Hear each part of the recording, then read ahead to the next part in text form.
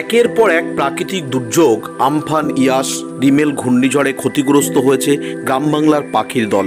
ঘূর্ণিঝড়ের দাপটে মানুষের মতো গৃহহীন তারা গাছে মাটির কলসি ঝুলিয়ে কৃত্রিম বাসা উপহার দিচ্ছে উত্তর 24 পরগনার হাবড়ার একটি স্বেচ্ছাসেবী সংগঠন। পাখিদের নিড়ে ফেরার ব্যবস্থা করে দিচ্ছে এই সংস্থার সদস্যরা। ঝড় চলে গেছে, কিন্তু ক্ষতচিহ্ন এখনও রয়ে গেছে পশ্চিমবঙ্গের বুকে। একাধিক ঘূর্ণিঝড়ে তাণ্ডব শেষ করে দিয়েছে পাখিদের নিড়ে ফেরার আশা। ঝড়ের দাপটে একের পর এক মহিরুহের পতন বাংলার পক্ষীকুলের কাছ থেকে কেড়ে নিয়েছে তাদের বাসা। কোথায় আবার দামাল বাতাসের জেরে আঘাত পেয়েছে বহু পাখি। গাছের নিচে মরে পড়ে থাকতে দেখা গেছে চড়ুই, বুলবুলি, মাছরাঙা ছানাদের ছোট্ট ছোট্ট দেহখানি। তবে এই নীড়হারা পাখিদের জন্য নয়া উদ্যোগ নিয়েছে হাবড়ার Tunighata peoples movement of human rights welfare association নামে স্বেচ্ছাসেবী সংগঠনের দল। মাটির কলসির ভিতরে দড়ি, বিচুলি, খড় দিয়ে তারা তৈরি করেছে কৃত্রিম বাসা, আর তা গ্রাম বাংলার মধ্যে গাছের ডালে ডালে টাঙিয়ে দিচ্ছে তারা। বাসার মধ্যে জলের ব্যবস্থাও করা হয়েছে পাখিদের জন্য। পাখিদের জন্য আউশ ধানের চাল খাবার হিসাবে দেওয়া হয়েছে। প্রকৃতির কোলে পাখিদের ফিরিয়ে দিতে কয়েক বছর ধরে এই কাজ করে চলেছে স্বেচ্ছাসেবী সংগঠনটি। প্রথমে আমফান ঘূর্ণিঝড়ের পরে পাখিদের নিরাশ্রয় হতে দেখে কৃত্রিম বাসা বানানোর পরিকল্পনা করেছিল স্বেচ্ছাসেবী সংগঠনটি। সংস্থার সদস্য ছন্দা মজুমদার, মিন্টু হালদার, অমিত বিশ্বাস, রাহুল মোহন্ত, সায়ন বাগচিরা বুদুরাটি, বাণীপুর, হাবড়ার বিভিন্ন এলাকায় মাটির হাড়ির মধ্যে খড়কুটো দিয়ে কৃত্রিম বাসা তৈরি করে গাছের ডালে ডালে টাঙিয়ে দিচ্ছে। এই পরিকল্পনার অন্যতম প্রধান স্বেচ্ছাসেবী সংগঠনের সম্পাদক সঞ্জীব কাঞ্জিলাল। তিনি বলেন, আমরা ইতিমধ্যে প্রায় 40 থেকে 50টি গাছে পাখিদের জন্য এভাবে বাসা তৈরি করে দিয়েছি। আমরা পশু পাখিদের নিয়ে দীর্ঘদিন ধরে কাজ করে চলেছি। আমফান পরবর্তী সময়ে এই কাজের গুরুত্ব আরও বেশি করে অনুভব করেছি। তাই আমরা এই অবলাদের পাশে আছি। পাশাপাশি পরিবেশের ভারসাম্য রক্ষা করতে পাখিদের ভীষণ প্রয়োজন। শুধু তাই নয়, একদল দুষ্টু মানুষ প্রতিনিয়ত পাখি শিকার করার চেষ্টা করছে, ফলে পরিযায়ী পাখিদের দেখা মিলছে কম। পাখিদের রক্ষা করতে পরিবেশের কথা মাথায় রেখে এই স্বেচ্ছাসেবী সংগঠন এই উদ্যোগ নিয়েছে বলে তিনি জানান।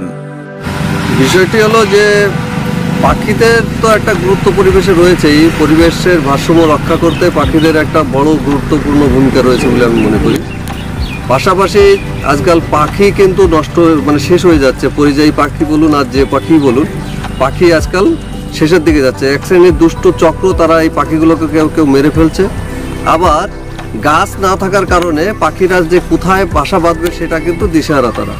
তো পাশাপাশি আরও একটা সমস্যা রয়েছে, ঝড় হলে যে সেই সময় যে পাখিদের যে বাসা থাকে সেই বাসা কিন্তু সেগুলো ভেঙে যায়। তথাপি সেই পাখিরা কোথায় ঘর বাঁধবে, নতুন করে তাদের আবার সেই ঠিকানা কোথায় থাকবে, এটা কিন্তু তখন দিশেহারা হয়ে যায়। তো আমরা চাইছি যে পাখিদের যে বিভিন্ন জায়গায় যেখানে একটু শহর প্রবণ এলাকা বা গ্রাম্য এলাকা যেখানে পাখিদের সত্যিই একটা থাকাটা দুষ্কর হয়ে দাঁড়ায়, এরকম কিছু এলাকার জায়গা আমরা খুঁজে পাখিদেরকে কৃত্রিম বাসা দেওয়ার চেষ্টা করেছি। সেটা হলো একটা হাঁড়িটাকে আমরা কেটে নিয়েছি, কেটে সেগুলোকে ছিদ্র করেছি যাতে তার মধ্যে জলটা না দাঁড়ায়। এবং জল দাঁড়ালে তো সেখানে একটা সমস্যা হতে পারে, ডিম নষ্ট হয়ে যেতে পারে, এবং পাশাপাশি জলের সঙ্গে সঙ্গে আমাদের মশার একটা উপদ্রব হতে পারে এবং লাভা জন্মাতে পারে। এই কথা ভেবে আমরা সেটাকে ছিদ্র করে রেখেছি যাতে জল এলেও বা বৃষ্টির জল সেখানে এলেও সেটা তো তৎক্ষণাৎ চলে যেতে পারে। এবং পাশাপাশি উপরে আমরা সেটাকে আটকে দেওয়ার চেষ্টা করেছি একটা ঢাকনা দিয়ে, এবং চারি সাইডে সেটাকে আমরা এমনভাবে তৈরি করে রেখেছি যাতে সেখানে জল না ঢুকতে পারে। আর এর মধ্যে আমরা দিয়েছি তাদের খাবার, বিশেষ করে আউশ ধানের চাল।